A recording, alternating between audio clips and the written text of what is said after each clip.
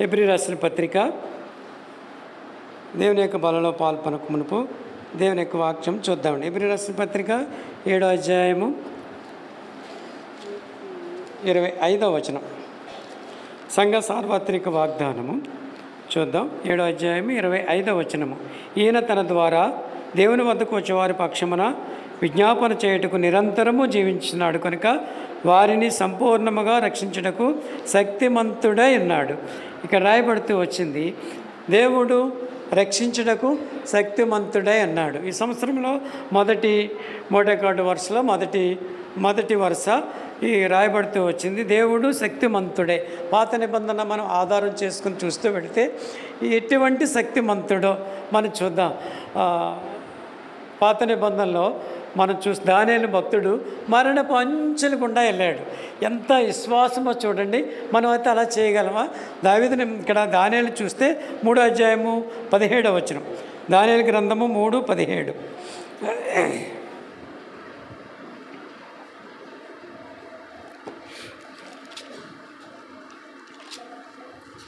మనకు బాగా పరిచయం అన్నట్టు బాగాలే. మేము చేయించిన దేవుడు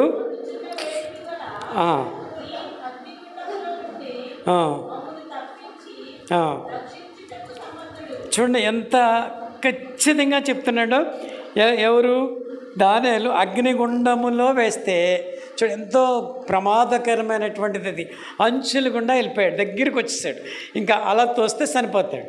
అది ఎవరికి మరి చూస్తే అగ్నిలో వేస్తే ఎవరైనా ఆగలరండి? పక్కకి వెళ్తేనే చాలా భయంకరంగా ఉంటుంది, ఆ వేడి తట్టుకోలేము. అది ఎవరికి చుట్టం కాదు కదా. ఈ అగ్గి మరి ఈయన దేవుని బిడ్డడు లేకపోతే మన బంధువు అవే ఉండవు దానికి. ఎవరు చిన్నపిల్లాడు పట్టుకున్నా కాలుస్తుంది, పెద్దవాళ్ళకి పట్టుకున్నా కాలుస్తుంది. కానీ ఇక్కడ ఈ దానియేలు చెప్తున్నాడు, అగ్నిగుండము నుండి మమ్మను తప్పించి రక్షించుటకు సమర్థుడు, దాని నుంచి తప్పిస్తాడు దేవుడు అని దేవుని గురించి దేవుని గణపరుస్తున్నాడు. దేవుని యొక్క గొప్పతనాన్ని ఇక్కడ తెలియజేస్తున్నాడు. మా దేవుడు సమర్థుడు. ఇక్కడ రక్షణ ఇవ్వటలో మనం చూసాం కదా, ఇక్కడ ఆయన శక్తిమంతుడు, ఎటువంటి దాన్నైనా ఆయన రక్షించగలడు అనే నమ్మకంతో దృఢ విశ్వాసంతో పలికినటువంటి దావీదు భక్తుడు యొక్క నమ్మకము ఎంత విశ్వాసమో చూడండి. మనమైతే దాన్ని చూస్తే భయపడిపోతాం కదా, చాలా భయం, మరణిస్తామేమో, దగ్గరికి వచ్చేసాం అని అనుకుంటాం. ఇక్కడ ఇంకో మాట అన్నాడు ఇక్కడ, మరియు నీ వశము పడకుండా ఆయన మమ్మను రక్షించును, ఒకవేళ ఆయన రక్షించకపోయినా ఈ నిబంధనను చట్టాన్ని మేము తప్పము అని చెప్తూ ఉన్నాడు. ఈ దానియేలు రాజవంశంలోంచి వచ్చినటువంటి వ్యక్తి, రాజవంశంలోంచి వచ్చినటువంటి వ్యక్తి. మరి బబులోన్లో చెరబట్టబడి ఉన్నటువంటి ఈ వ్యక్తిని మరి దేశానికి తీసుకొచ్చారు. మంచి జ్ఞానం కలివాడు, మంచి సౌందర్యం కలిగినటువంటి వాడు, ఎంతో అందమైనటువంటి వాడు. ఈ వ్యక్తిని రాజా భవనంలోనికి తీసుకొచ్చారు. వారి యొక్క జ్ఞానము, వారి యొక్క తెలివితేటలు ప్రభుత్వానికి ఉపయోగించి నడిపించుకోవడానికి ఈ వ్యక్తిని తీసుకొచ్చారు. అందులో ఒక వ్యక్తి దానియేలు. మరి వీళ్ళని బందీగా ఉంచారు. రాజ్యంలో వాళ్ళు ఉపయోగించడమే కాకుండా వీళ్ళు అందమైనటువంటి పురుషులు, స్త్రీల యొక్క వారి యొక్క కనుదృష్టి ఎక్కడైనా పడుతుందేమని వీళ్ళని అపంసుకలుగా చేస్తూ వచ్చారు. ఎంత ఘోరమైనటువంటి పరిస్థితి గుండా వెళ్ళిపోయాడో చూడండి. మన పాత నిబంధనలో మనం చూస్తే యేసేపు కూడా ఫరో రాజ్యంలోకి వెళ్ళినప్పుడు అక్కడ ఆ స్త్రీ పరో భార్య ఇష్టపడుతుంది కదా. ఎంత ఘోరమైనటువంటి విషయము. ఆ విషయంలో ఎన్నో నష్టాలు గుండా వెళ్ళాడు. కానీ చెరసాల్లో కూడా జీవిస్తూ వచ్చాడు. అంత అందమైనటువంటి ఇతను, అందమే కాదు ఆత్మ సౌందర్యమైనటువంటి అందము కలిగినటువంటి వాడు, ఆత్మ సౌందర్యం కలిగినటువంటి జ్ఞానము కలిగినటువంటి వాడు, ఆత్మ సౌందర్యం కలిగినటువంటి దేవుని యందు నమ్మకము కలిగినటువంటి వాడు. ఎన్ని విధాలా చూసినా సరే మరి దానియేలును పోల్చుకోలేము. అంత గొప్ప భక్తుడు, దేవునిపై అంత నమ్మకం ఉన్నటువంటి వ్యక్తిని మనం చూడవచ్చు ఇక్కడ. సరే, అపోస్తలుడైన పౌలు దగ్గరికి వెళదాం. దీన్ని బేస్ చేసుకుని అపోస్తలుడైన పౌలు కూడా ఇదే మాటను చెప్తాడు. ఇంత గొప్ప వ్యక్తి దానియేలు ఉన్నటువంటి విశ్వాసం కానీ, అతనికి ఉన్నటువంటి బలమైనటువంటి నమ్మకం మనం ఎక్కడ చూడం. అంత బలమైనటువంటి నమ్మకం కలిగినటువంటి వాడు. అతనిలో ఎన్ని కూడా, ఇప్పుడు మనం ఏదైనా మంచి డాక్టర్ కానీ, ఐఏఎస్ ఆఫీసర్ కానీ, లేకపోతే ఇంకోటి దేశాన్ని లేకపోతే రాష్ట్రాన్ని లేకుంటే ఒక గ్రామాన్ని పరిపాలించే నాయకుడు కానీ, ఏదైనా మందిరంలో ఒక హెల్డర్ కానీ, లేకపోతే పనిచేసేవాళ్ళు కానీ, బాధ్యతగా ఉన్నవాళ్ళు కానీ, వాక్యం చెప్పేవాళ్ళు కానీ చూస్తే ఎంతో గర్వాన్ని, నేను గొప్పవాడిని, నేను వాక్యం బోధిస్తాను, నేను మంచిగా ప్రార్థన చేయగలను, నేను ఆరాధన చేయగలను అతిశయిస్తుంటారు కదా. ఈ విధంగా ఇతనిలో ఏమీ లేవు. ఎంత గొప్పవాడంటే దేవుడి మీద నమ్మకం కలిగినటువంటి వాడు. మనకు కొంచెం ఏదైనా ఘనత లేకుంటే మనకున్నటువంటి బ్యాక్గ్రౌండ్ కానీ, ఫ్రంట్ గ్రౌండ్ కానీ ఏమైనా ఉంటే మనం ఎంతో అతిశయపడతాం, గర్వపడతాం కదా. మరి ఈ దానియేలు దగ్గరికి వచ్చేటప్పటికి అటువంటిది ఏమీ లేదు. గొప్ప జ్ఞానవంతుడు, పరిపాలన ఎలా చేయాలో అంత తెలివైనటువంటి వాడు, రాజులకు సలహా ఇచ్చి దాన్ని నడిపించేవాడు, అంత గొప్ప వ్యక్తి ఈ యొక్క దానియేలు. అటువంటి వాడు చెప్తున్నాడు, రాజు ఎదురుగుండగా చెప్తున్నాడు, ఎంత నమ్మకము, దేవుడు నన్ను రక్షిస్తాడు. చూడండి, అగ్నిగుండంలోనికి తోసిన తర్వాత వాడు ఎలా కనిపించారు? ఆ 4వ వ్యక్తే యేసుక్రీస్తు ప్రభు. సరే, మన ముందు భాగానికి వెళదాం. రోమపత్రిక 4వ అధ్యాయము 21వ వచనం. నాకు ఇచ్చిన సమయం చాలా తక్కువ కాబట్టి ముందుకెళ్ళడానికి ప్రయత్నం చేస్తాను. 4:21.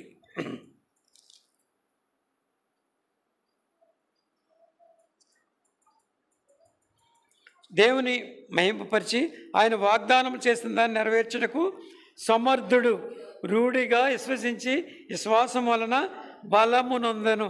ఎవరిని బేస్ చేసుకుని మాట్లాడుతున్నాడు ఇక్కడ? అబ్రహాము శారాని బేస్ చేసుకుని మాట్లాడుతున్నాడు. ఎంత గొప్ప విషయమో చూడండి. వాళ్ళు కూడా మరి వాగ్దానం లేనప్పుడు, నిరీక్షణ లేనప్పుడు, ముందు ఇటువంటిది ఎప్పుడు జరగలేదు కదా. అటువంటి సమయంలో దేవుని యొక్క వాగ్దానాన్ని నమ్ముతూ వచ్చినటువంటి ఆ యొక్క దంపతులు అబ్రహాము శారాని ఇక్కడ జ్ఞాపకం చేస్తూ వచ్చాడు. ఇదే 2 కొరింథీ 9వ అధ్యాయము 8వ వచనం. 2 కొరింథీ 9. నేను ముందుకెళ్ళడానికి ప్రయత్నం చేస్తున్నాను, ఏమనుకోవద్దు, వాక్యం మాత్రమే చూపిస్తాను. రాత్రి అంతా అలసినట్టున్నారు మీరు, మిమ్మల్ని ఇబ్బంది పెడుతూ నాకు ఇష్టం లేదు. 9వ అధ్యాయం 8వ వచనము. మరియు అన్నిటి యందు ఎల్లప్పుడు మీలో సమృద్ధి గలవారే ఉత్తమైన ప్రతి కార్యము చేయుటకు దేవుడు మీ ఎడల సమస్తమైన కృపను విస్తరింప చేయగలడు. చూడండి, ఇది సమస్తమైన కృప మన ఎడల విస్తరింపేవాడిగా ఉన్నాడు. మొదటి వచనం మనం చూస్తూ వెళితే ఆయన రక్షించుటకు సమర్థుడై అన్నాడు.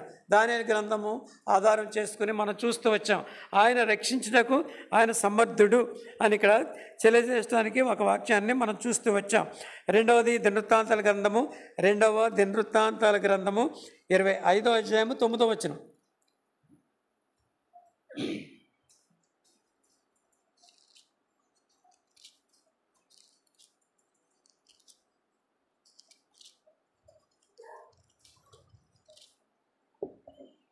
చదవండి ఎవరైనా.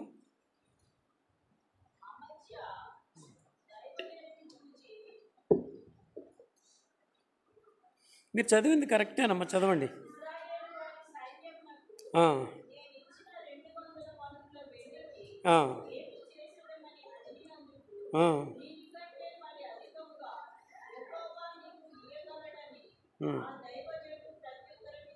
చూడండి, మరియు అధికముగా యెహోవానికి ఇవ్వగలడని ఆ దైవజనుడికి ప్రత్యుత్తరం ఇచ్చాను. సమాధానము రాజుకి తెలియజేస్తూ వచ్చాడు. ఆ మధ్య రాజు శత్రు సైన్యాన్ని జయించాలి అని చూస్తూ వెళితే జనాన్ని కొని తెచ్చుకున్నాడు. డబ్బు పెట్టి ఈ జనాన్ని, సైన్యాన్ని తెచ్చుకున్నాడు, అద్దెకి తెచ్చుకున్నాడు ఈ జనాన్ని. అంటే శత్రు సైన్యాన్ని జయించడానికి. దేవుడి దగ్గర అతను విజ్ఞాపన చేయలేదు, దేవుడి పైన ఆధారపడలేదు. అటువంటి వ్యక్తి ఉన్నప్పుడు మరి దైవజనుడు చెప్తున్నాడు, నీవు దేవుడి దగ్గర చేస్తే అది ఏమైనా చేయగలడు, విజయాన్ని అందించగలడు. ఇక్కడ చెప్పాడు కదా, మరీ అధికముగా ఇవ్వగలడు. దేవుణ్ణి అడిగితే నువ్వు అనుకున్న దానికంటే ఎక్కువ ఇస్తాడని ఈ ప్రవక్త మరి ఈ అమధ్యతో చెప్తున్నాడు. మరి అయినప్పటికీ దేవుడి మీద ఇతనికి నమ్మకం లేదు. మరేంటి డబ్బు ఏంటి, ఇంత డబ్బు ఖర్చు పెట్టాను, దాని సంగతి ఏంటి అని ఆలోచిస్తున్నాడు. రాజుకున్నటువంటి ధనాపేక్ష, అతను తన రాజ్యాన్ని రక్షించుకోవాలంటే, వేరే శత్రు రాజ్యాన్ని జయించాలంటే దేవుని యొక్క ఆధారము అవసరం. కానీ దేవుని మీద ఆధారపడలేదు, మనుషుల మీద ఆధారపడి సైన్యాన్ని కొని తెచ్చుకున్నాడు. కొంత వెండితో ఇక్కడ రాయబడుతూ వచ్చింది. అంటే నేను క్లుప్తంగా చెప్పడానికి ప్రయత్నం చేస్తాను. దీని గురించి ఈ మాటను ఆధారం చేసుకుని చూస్తూ వెళితే, మనం ఏదైనా పని చేసేటప్పుడు, ఏదైనా చేసేటప్పుడు దేవుని దగ్గర మనం విచారించాం, ముందు సొంతంగా నిర్ణయం తీసుకుంటాం. అవునా కదా? చాలా ఎక్కువ మనుషులు చేసేది, మనం ఏదైనా పని చేస్తే, ఉదాహరణకి ఒక స్థలం కొనాలన్నా, ఉదాహరణకి ఒక ఇల్లు కట్టాలన్నా, లేదా ఉద్యోగం చేయాలన్నా, ఏదైనా కావచ్చు, ముందు దేవుని దగ్గర మనము సంధి చేయం, దేవుడిని అడగం. ముందు మనం ఆలోచించుకుంటాం, ఎలా కొనాలి. అప్పుడు వస్తాం. అన్నీ అయిపోయిన తర్వాత దేవుడి దగ్గరికి వచ్చి, ప్రభు అది కొనాలనుకుంటున్నాను, ఏది కొన్నో, ఎక్కడ కొన్నో, ఎలా కొన్నో అని తర్వాత వస్తాం. ముందు ఆలోచన ఉండదు, ఏదైనా కొనాలా, నాకు అవసరమా ప్రభువా అని ముందు మనం అడగం. యెషయా గ్రంథం 30వ అధ్యాయములో రాయబడింది క్లుప్తంగా.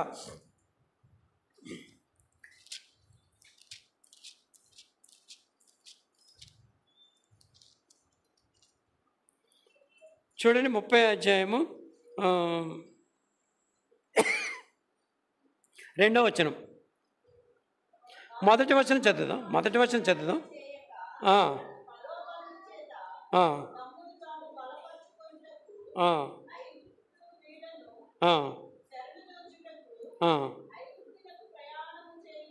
చాలా మొదటి వచనం కూడా చదువు. యెహోవాకు ఇదే లోబడిని పిల్లలకు శ్రమ, పాపమునకు పాపము సమకూర్చుకున్నట్లుగా వారు నన్ను అడగక ఆలోచన చేయుదురు. దేవుణ్ణి అడగరు, ఆలోచన వాళ్ళే సొంత ఆలోచన చేస్తారు. ఇదేమైందంటే మన యొక్క ఈ సావాసంలను కూడా ఏర్పరుస్తూ వచ్చింది. దేవుడిని అడగరు ముందు ఏదైనా చేయాలంటే. ఈ సమస్యలు ఈ ప్రాబ్లమ్స్ అన్నీ ఎందుకు వస్తున్నాయి? ఇదే ఈ విషయము దేవుని వద్ద విచారణ చేయకపోవటం వలన ఈ ప్రాబ్లమ్స్ అన్నీ కూడా వస్తున్నాయి. చూడండి, ఎంత ఘోరమైనటువంటి పరిస్థితులను కూడా వెళ్ళిపోతున్నారు.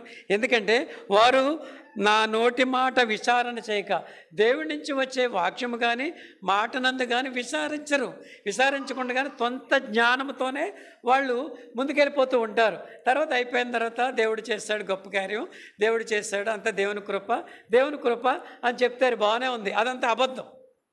ఇది అబద్ధం, అవునా కదా? వాడు చేసేది సొంత జ్ఞానము, సొంత ఆలోచన.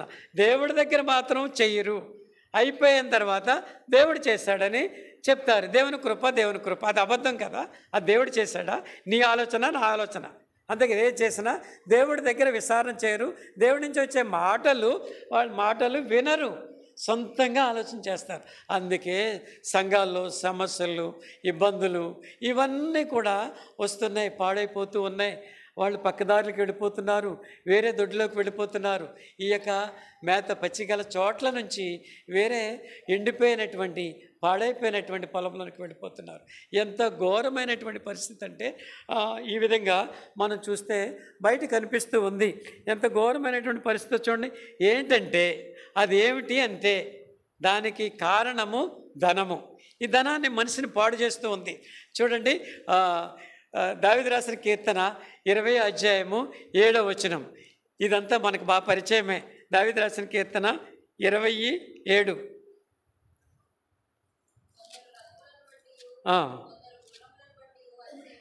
చూడండి ఎంత ఘోరమైనటువంటి పరిస్థితితో, కొందరు రథములు బట్టి, కొందరు గుర్రములు బట్టి అతిశయపడుతురు. ఇవన్నీ కూడా ఇక్కడ కూడా మనం చూసాం కదా. దినవృత్తాంతాలు 25:9లో మనం చూసాం కదా. మంచి రాజు కూడా అదే అనుకున్నాడు. అతనికి ఉన్నటువంటి గుర్రాలు, అతనికి ఉన్నటువంటి సైన్యము అది చూసి అతిశయపడ్డాడు. దేవుని దగ్గరికి వెళ్ళే మొదట్లో బాగానే ఉన్నాడు, దేవుని వద్దకు చేరుతూ వచ్చాడు, దేవుని యొక్క కృపను అనుగ్రహం పొందుతూ వచ్చాడు. అయినప్పటికీ అతను రాజు కదా, ఏవైనా చేయొచ్చు. ఇదే 7వ వచనంలో కొందరు రథములు బట్టి, కొందరు గుర్రములు బట్టి అతిశయపడుదురు. కొందరు బోధకులు, సేవకులు, ఈ విధంగా లోకంలో ఎంతోమంది ఉన్నారు. ఈ అతిశయం అనేది వచ్చేస్తుంది. నేను వాక్యం బాగా చెప్పగలను, నేను పాటలు పాడగలను, ఈ సంఘాన్ని నేనే నడిపించగలను, నేనే పోషించగలను, ఇవన్నీ కూడా అతిశయం వచ్చేస్తుంది. నా తప్ప ఎవరూ లేరు. నువ్వు చేయకపోతే ఇంకొకరు చేయించుకుంటాడు దేవుడు. గడ్డి పరకను ఉపయోగించుకున్నాడు, నోరు లేని జీవుని ఉపయోగించుకున్నాడు. రాళ్లలోనైనా పిల్లలు పుట్టించగలడు దేవుడు.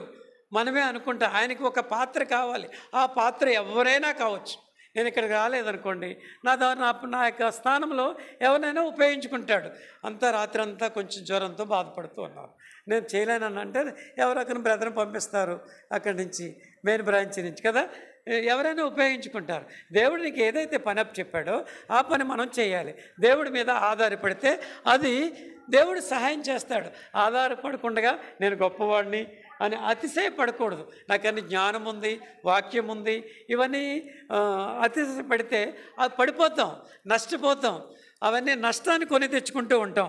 ఇక్కడ కూడా ఈ ప్రజలు మరి ఈ మనం చూస్తూ వెళితే కొందరు రథములు బట్టి, కొందరు గుర్రములు బట్టి అతిశయపడదురు. అమధ్యకు చేసిన విషయంలో కూడా అలాగే ఉంది. కొంత డబ్బుతోనూ కొంత వెండితోనూ సైన్యాన్ని తెచ్చుకున్నాడు శత్రుదేశాన్ని జయించడానికి. ప్రవక్త వచ్చినప్పుడు మరి చెప్పిన మాట, ఇంతకంటే ఎక్కువ నీకు మేలు చేస్తాడని ప్రవక్త చెప్పాడు. రండి మత్తయి సువార్త 6:33 మత్తయి 6:33.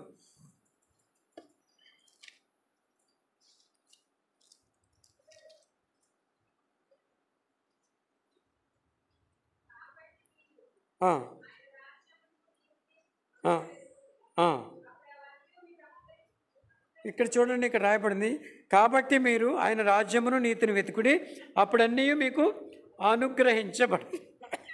ముందు మనం ఏం వెతకాలంట? మనం ఏం వెతకాలి? మీరు ఆయన రాజ్యాన్ని, నీతిని వెతకాలి. ఆయన రాజ్యము కొరకు, నీతిని కొరకు మనం కష్టపడవలసి ఉంది. అలా ఎప్పుడైతే వెతుకుతామో మనకు అన్నీ ఏమవుతాయంట? అనుగ్రహింపబడతాయి. మనం చూస్తూ వచ్చాం కదా. ఇప్పుడు రెండు వాగ్దానాలు చూసాం. మూడోది చూద్దామా? ఫిలిప్పీ రాసిన పత్రిక 3వ అధ్యాయము, ఎఫెసీ రాసిన పత్రిక 3వ అధ్యాయం 20వ వచనం.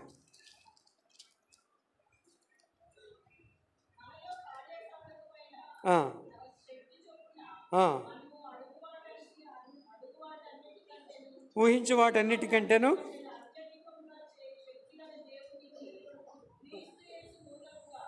సంఘములో తరతరములు సదాకాలము మహిమ కలుగును గాక. ఇక్కడ మరి ఈ యొక్క అపోస్తలుడైనటువంటి పౌలు ఎఫెసు సంఘాన్ని ఎంతో కష్టపడ్డాడు. చాలా కష్టపడి అక్కడ ఉన్నటువంటి ప్రజలందరినీ కూడా ఒక మార్గంలోనికి తీసుకొచ్చాడు, ఒక్కడిగా చేశాడు, దేవుని రాజ్యవాసులుగా చేస్తూ వచ్చాడు.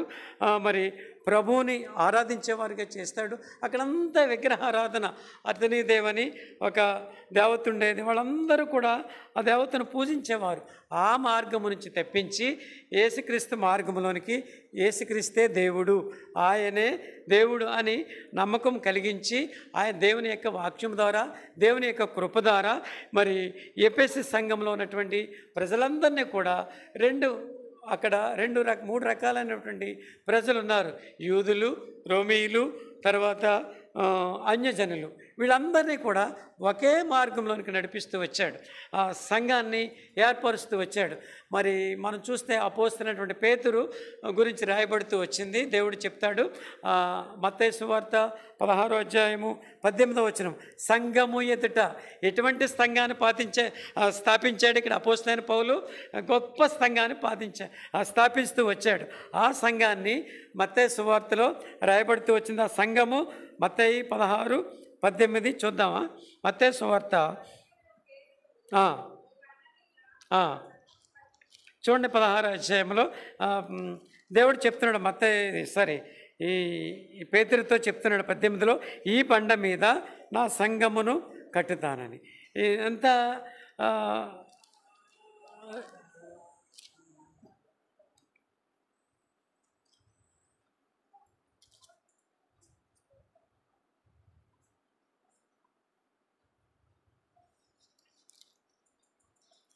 దేవుడు చెప్పిన ఈ సంఘం మీద ఇదే ఈ బండ మీద దేవుని యొక్క బండ అంటే క్రీస్తు, దాని మీద సంఘం కడతాడు. అది ఎంత గొప్పదో చూడండి. దేవుడు చేసినటువంటి మేలులు ఉపకారాలు మనం చూస్తూ వెళితే ఎంత దేవుడు చేసేవన్నీ కూడా ఎంతో గొప్పవి, ఆయన చేసేవన్నీ కూడా.